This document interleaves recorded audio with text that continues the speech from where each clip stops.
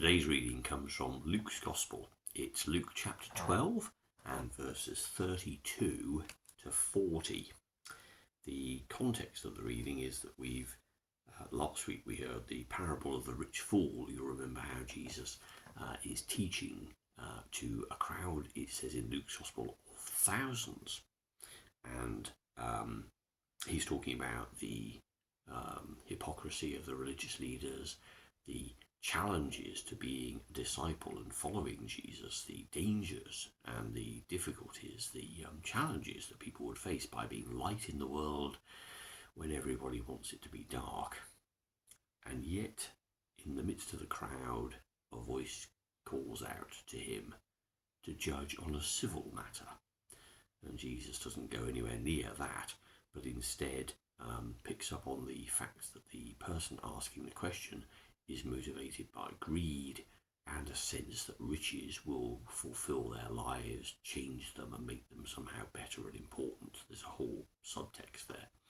And he goes on to conclude, this is how it is with those who pile up riches for themselves, but are not rich in God's sight. So it's all about that sense of surrender to God, of centering God in your life and being God's witness in the world. So, 32 to 40. Do not, and now he's talking to the disciples specifically. Do not be afraid, little flock, for your Father is pleased to give you the kingdom. Sell all your belongings and give the money to the poor. Provide for yourself purses that don't wear out, and save your riches in heaven, where they will never decrease, because no thief can get to them, and no moth can destroy them. For your heart will always be where your riches are. Be ready for whatever comes, dressed for action and with your lamps lit, like servants who are waiting for their master to come back from a wedding feast. When he comes and knocks, they will open the door for him at once. How happy are those servants whose master finds them awake and ready when he returns. I tell you, he will take off his coat, ask them to sit down, and will wait on them. How happy they are if he finds them ready, even if he should come at midnight or even later. And you can be sure that the owner of a house, if he knew the time when the thief would come, he would not let the thief break into his house. And you too must be ready, because the Son of Man will come at an hour when you are not expecting him. So we've got a couple of things there. The riches in heaven part is something that we find in Matthew's Gospel. The watchful servants part is unique to Luke. Jesus has been giving the disciples lots of information about the sort of dangers and difficulties they face.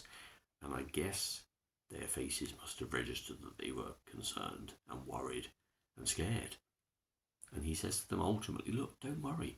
The big picture is that here I am, God in human form on earth, to tell you and show you and to bring in through my resurrection the kingdom of heaven on earth. This is yours. It's now, it's real, it's good. It's a personal relationship with God. It's the most transformative thing you'll ever have. Put your trust and your faith in God. Don't get diverted by trivial matters like what you're going to eat and drink, what the clothes you're going to wear, where you're going to be. Just be centered on God and do what God requires. So when he says to them, sell all your belongings and give the money to the poor, he's referencing back to the parable of the rich fool. Don't let money be your guide, your diversion. In fact, don't let anything divert you. Don't let any shiny, bright thing you want to pursue be the centre of your lives when it is your imminent arrival into the kingdom of heaven. Be your primary concern. And to people of his time, a call to sell everything you have, to give up everything, and to start an itinerant ministry just as Jesus had done, walking from village to village, telling people about the good news of Jesus, clearly, evidently could work. You could go and you could talk to people who were there. Yes, they'd be busy, of course, with manual labour, but they had time. They weren't siloed in an office. They weren't you weren't breaking into someone's business and started diverting them from entering their tax return. They were there, available to talk to, and if you had good news to share, people would listen. And if they, of course, reacted to you on a human level, and there were good relationships as well as bad ones, but the good ones would say, sure, stay, share food with us, because there was an equality of poverty. Everyone was in the same boat. This isn't true for us. But the point remains, just from the parable of the rich fool, the key there was his problem was that he had loads and loads of possessions and loads of wealth, and then he had even more. And his response to having even more was to say, well, I'll keep it for myself. Instead of thinking, I've got enough, there are people here who don't have things, maybe I should give it to them. And it is that sense of everything is mine, I need to possess it and own it, which is the negative thing that Jesus is talking about. So with the disciples, it's like, don't fall into that trap. Don't let your money, your possessions, your things get in the way. Instead, go out and talk to people.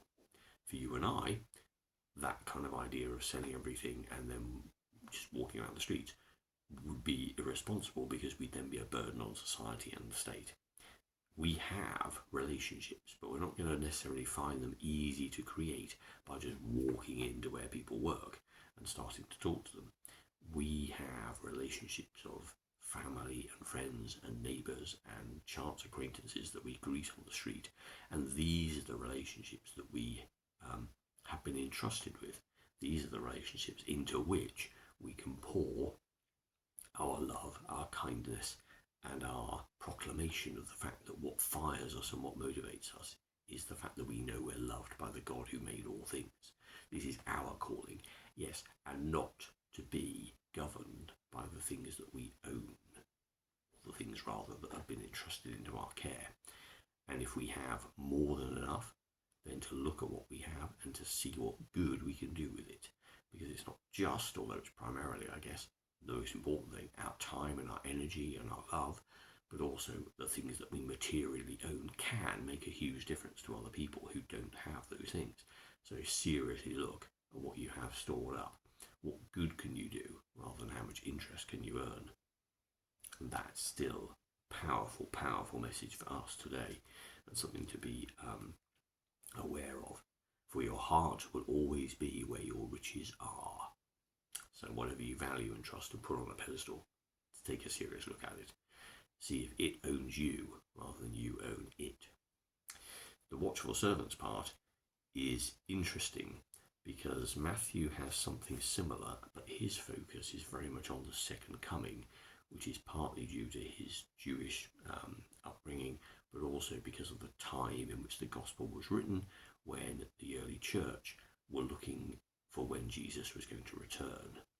And people had already thought, well, it's clearly not going to happen in the next day or two, so it must be a future event. And the idea of that future second coming was very rich in Old Testament and apocalyptic literature.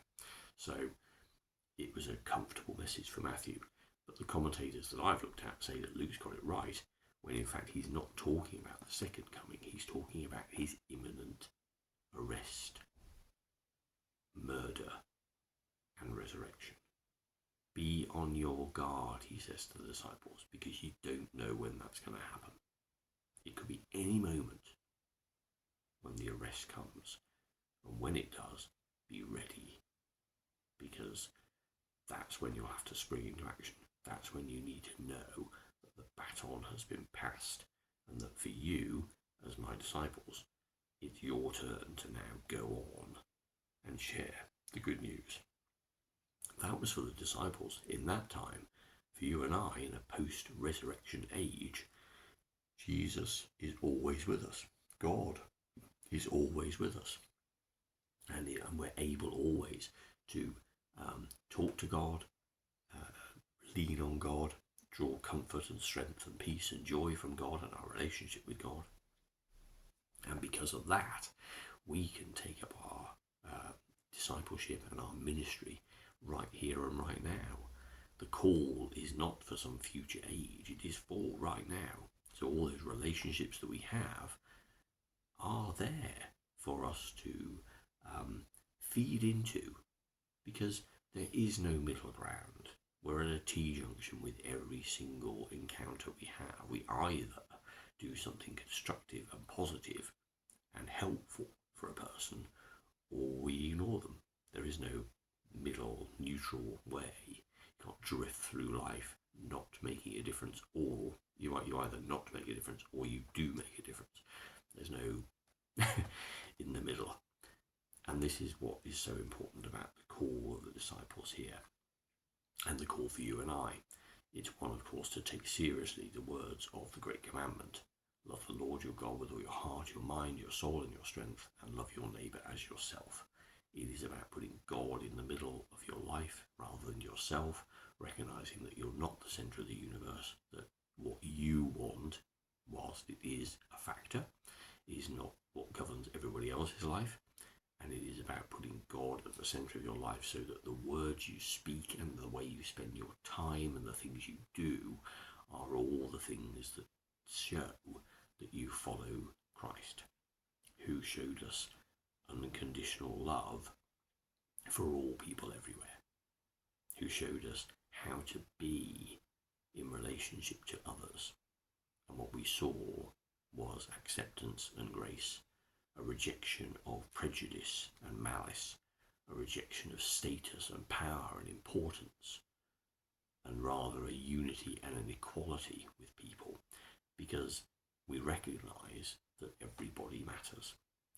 God made you and I, and everybody else as well, and we are all God's children, all equally loved, and all, therefore, bound together in a fellowship, in a unity, in a family, because we share the same parent, and we are equally loved. So there's a freedom in there, and nobody should feel they want to achieve special status or be more important than anybody else.